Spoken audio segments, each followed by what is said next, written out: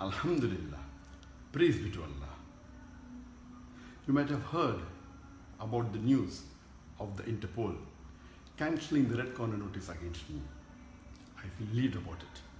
But I would have been much more relieved if my own Indian government and Indian agencies, they gave me justice and cleared me of all the false charges. I'm sure, inshallah, it will happen soon. For truth has a fantastic way of coming out. It came out internationally, and inshallah, it will come out in India soon.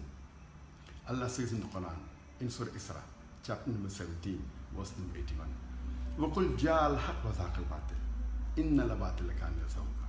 When truth is hurled against falsehood, falsehood perishes. For falsehood is by its nature bound